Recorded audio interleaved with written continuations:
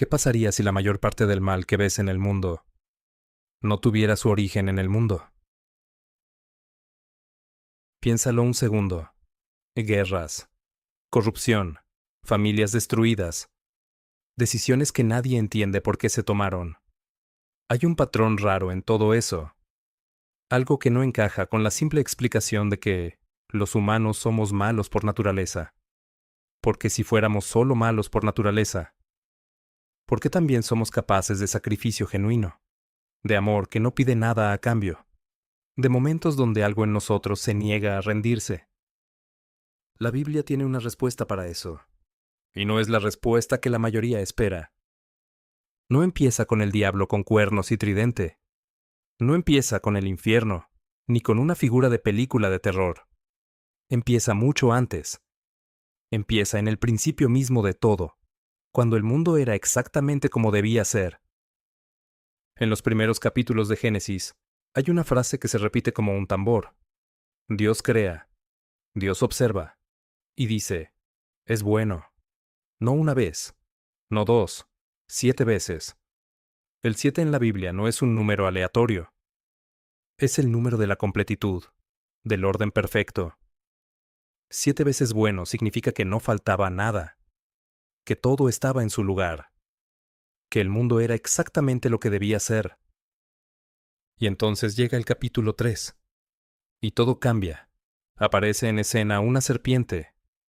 Pero detente un momento, porque si lees eso, y piensas en un reptil normal, ya perdiste la mitad del mensaje. El texto hebreo original describe a esta criatura con una palabra que implica astucia, inteligencia, capacidad estratégica. No es un animal. Es algo que piensa, algo que planea, algo que habla con una agenda ya construida de antemano. Y su primer movimiento no es violento. Es una pregunta. ¿Es verdad que Dios les dijo que no comieran de ningún árbol? Eso parece inofensivo, ¿verdad? Solo una pregunta. Pero hay algo absolutamente letal en esa pregunta. Y es esto. No está buscando información. Está instalando una duda. Está diciendo entre líneas. ¿Y si Dios te está ocultando algo? ¿Y si lo que Él llama límite en realidad es una trampa? ¿Y si la obediencia no es confianza sino ingenuidad? Una sola semilla, plantada con precisión quirúrgica. Y después viene la promesa. No morirán.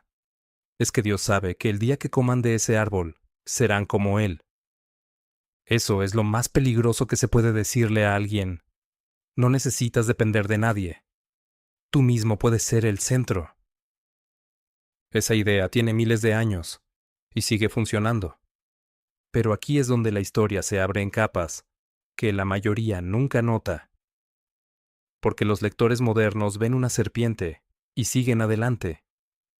Los lectores del mundo antiguo, los que escucharon esto por primera vez, veían algo completamente diferente. Para ellos, el jardín del Edén no era solo un parque bonito. Era el lugar donde el cielo y la tierra se tocaban. El espacio donde lo divino y lo humano coexistían sin separación. Un lugar sagrado. Un lugar fronterizo. Y en ese lugar fronterizo había una criatura espiritual que había elegido un bando. Los profetas del Antiguo Testamento van a revelar más de esto, y lo que dicen es fascinante. Isaías habla de una figura que aspiraba a ser como el Altísimo, que quería ascender por encima de las nubes, que terminó cayendo. Ezequiel describe a un ser que estaba en el jardín de Dios, adornado, perfecto en su origen, que fue expulsado a causa de su orgullo y de la violencia que nació en él. ¿Y sabes qué rodeaba el trono de Dios, según esos mismos profetas? Serafines. Esa palabra en hebreo significa literalmente serpientes ardientes.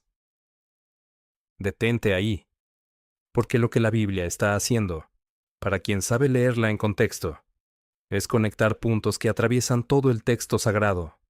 La serpiente del Edén no era simplemente un animal, era un serafín caído, un ser que había estado en la presencia de Dios, que conocía la gloria de primera mano, y que, En algún momento que el texto no describe con detalle cinematográfico, pero sí con consecuencias devastadoras, eligió rechazarla. Eligió rebelarse. Y su rebelión no fue solo personal, tenía un objetivo: arruinar lo que Dios había llamado bueno. Ahora bien, si crees que eso ya es mucho, espera, porque el relato no termina ahí. La Biblia describe algo que los lectores modernos suelen saltar rápidamente porque no encaja en nuestras categorías mentales, pero que para el mundo antiguo era absolutamente central en la explicación del mal. En Génesis, capítulo 6, ocurre algo que parece sacado de mitología griega. Seres descritos como hijos de Dios, una expresión que en el Antiguo Testamento se refiere consistentemente a seres del Consejo Celestial, no a humanos. Toman mujeres humanas por esposas, y de esa unión nacen los Nefilim, criaturas de poder desproporcionado, violentas, corruptas.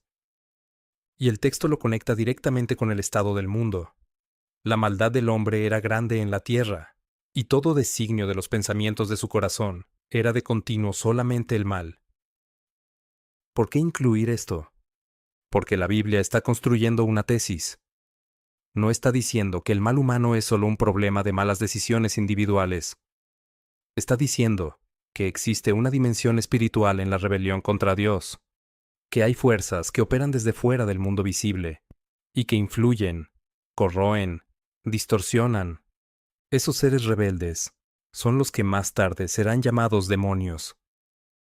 Y aquí viene algo que muchas personas no esperan. Los demonios en la Biblia no son simplemente monstruos que persiguen personas en la oscuridad. Son mucho más sistemáticos que eso. Son mucho más estratégicos. El apóstol Pablo va a escribir algo que resuena como un diagnóstico del mundo actual. No luchamos contra carne y sangre, sino contra principados, contra potestades, contra gobernadores de las tinieblas de este siglo, contra huestes espirituales de maldad en los lugares celestiales. Principados, potestades, gobernadores. Esas son palabras de estructura de poder, de sistemas organizados. Pablo no está describiendo espíritus aleatorios haciendo travesuras. Está describiendo una arquitectura de influencia que opera detrás de los sistemas humanos, detrás del poder político corrupto, detrás de las estructuras económicas que aplasta a los vulnerables, detrás de las ideologías que prometen libertad y entregan esclavitud. Pero también, y esto es lo que más incomoda, opera en lo personal, en el miedo que te paraliza sin razón aparente, en el orgullo que destruye relaciones que importan, en los patrones de conducta que repites aunque sabes que te hacen daño, en la voz que susurra que no eres suficiente, que nunca lo serás, que mejor ni lo intentes. La Biblia no dice que todo eso sea responsabilidad exclusiva de fuerzas espirituales. La responsabilidad humana es real, y está ahí, claramente establecida a lo largo de todo el texto. Pero sí dice que hay algo más en juego, que la historia de cada ser humano tiene una dimensión que no se resuelve solo con terapia, con disciplina o con buena voluntad. Y ahora llegamos al punto más importante del asunto. Satanás. La mayoría de la gente cree que ese es un nombre propio, como si fuera el nombre de pila de un ser específico. Pero no lo es. Es un título. La palabra hebrea Satán significa el adversario, el que se opone, el que acusa, el que obstaculiza. En el libro de Job aparece en el consejo divino como una figura que desafía, que cuestiona, que acusa a Job delante de Dios. No tiene el papel de un villano de película. Tiene el papel de un fiscal corrupto, de alguien que usa la verdad a medias como arma. En Zacarías aparece acusando al sumo sacerdote Josué. En el Nuevo Testamento, tienta a Jesús en el desierto, usando versículos bíblicos reales, fuera de contexto, con una precisión que da escalofríos. ¿Entiendes lo que eso significa? Su herramienta principal no es la fuerza bruta. No necesita forzar nada. Le basta con distorsionar. Le basta con hacer que lo verdadero suene falso, y lo falso suene verdadero. Le basta con ofrecer una versión ligeramente torcida de la realidad, suficientemente parecida a la verdad, como para que no notes la diferencia inmediatamente. También es llamado el diablo, palabra griega que viene de diabaio, que significa literalmente el que lanza a través de, el que divide, el que separa, el padre de la mentira, según las propias palabras de Jesús en el Evangelio de Juan.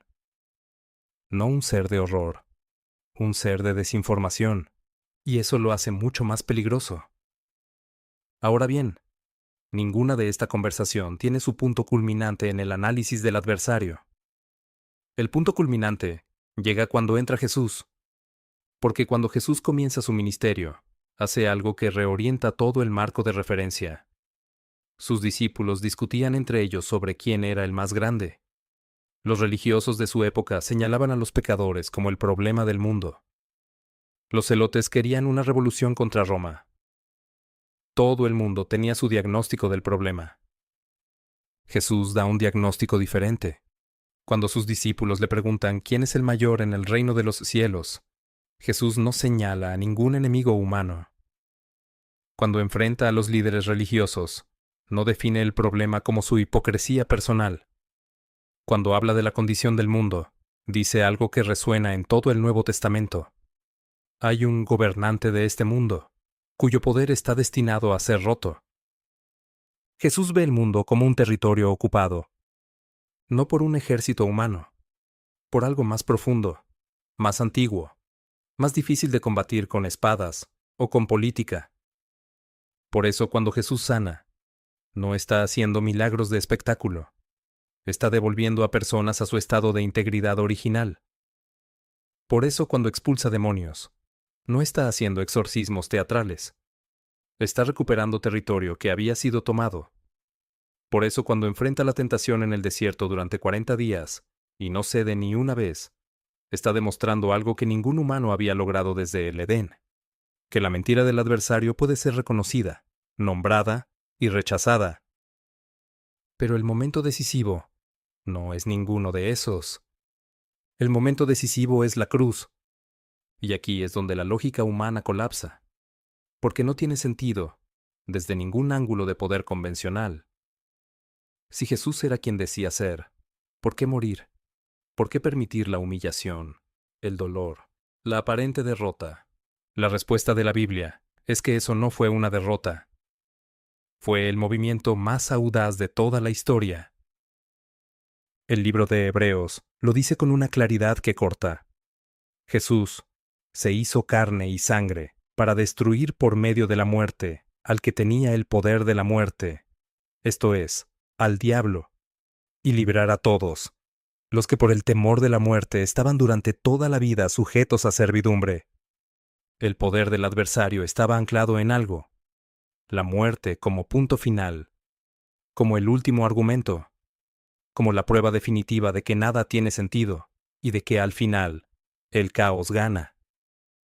Si la muerte es el final de todo, entonces ninguna promesa de Dios puede sostenerse. Entonces el Edén fue una ilusión. Entonces el ser humano es solo polvo con pretensiones. Pero si alguien muere y regresa, si la muerte no es el punto final, sino una puerta, entonces todo el argumento colapsa. Entonces la mentira más vieja del mundo queda expuesta. La resurrección no es solo un milagro biográfico de Jesús. Es el momento en que la narrativa entera del adversario se queda sin su argumento más fuerte. Y el Nuevo Testamento dice que ese quiebre no es solo cosmológico, no es solo una batalla espiritual abstracta que ocurrió allá arriba. Tiene consecuencias directas para cada persona que elige ponerse del lado del que ganó. Ahora, hay algo que no puedes ignorar si has llegado hasta aquí. Si todo esto es real, y hay millones de personas a lo largo de miles de años que han vivido como si lo fuera, con evidencia en sus propias vidas, entonces la pregunta que queda no es académica. No es para un ensayo filosófico.